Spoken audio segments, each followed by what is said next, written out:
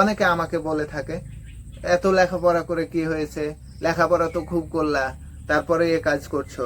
তো তাদের বলবো, আপনারা কি মনে করেন কৃষিকাজ ছোট? মূলত আপনার ভালো কেউ চায় না। তাদের কথা একেবারে মাথা থেকে মুছে দিতে হবে, তাদের কথায় কান দিতে হবে না। আপনি যে শুরু করবেন, অনেকে বলবে হ্যাঁ এটা এত কিছু বাদ দিয়ে, এই কিছু বাদ দিয়ে, এটা বাদ দিয়ে এই সামান্য কৃষি কাজে চলে আসলাম, আমি কেন এখানে আসলাম? যদি এই যে আরেকটা কথা আপনাদের বলি, কৃষি কাজ কেন আসবেন?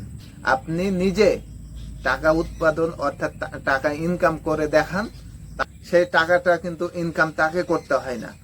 একটু খোঁজ খবর নিয়ে দেখবেন, তাদের বাপের টাকা আপনার তাদের কিন্তু ইনকাম করতে হয় না। তারা কিন্তু পিতৃক সূত্রে কিন্তু কিছু টাকা পয়সার মালিক হয়ে থাকে। সেই ক্ষেত্রে কিন্তু তারা সেই টাকাগুলো পেয়ে কিন্তু ফুটানি করে।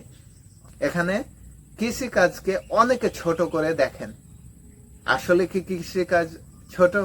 তো এই কাজগুলোর মধ্যে অনেকে অনেক সেক্টরে কাজ করে। কেউ জমি চাষ করে, কেউ গরু বাছুর পালন করেন, কেউ কবুতর, কোয়েল, এমনকি কেউ হাঁস মুরগি, সবকিছু মিলিয়ে যে কাজগুলো এক একটা কাজ এক একজনে করে থাকেন। এই শান্তিটা আপনি কোনো জায়গায়, কোনো চাকরি বলেন, অন্য কোনো পেশা বলেন, কোনো জায়গায় কিন্তু পাবেন না। অনেকে এই কাজটিকে ছোট মনে করেন। পৃথিবী যতদিন টিকবে, কৃষি কিন্তু হারাবে না। আসসালামু আলাইকুম। আজকে ছাগলের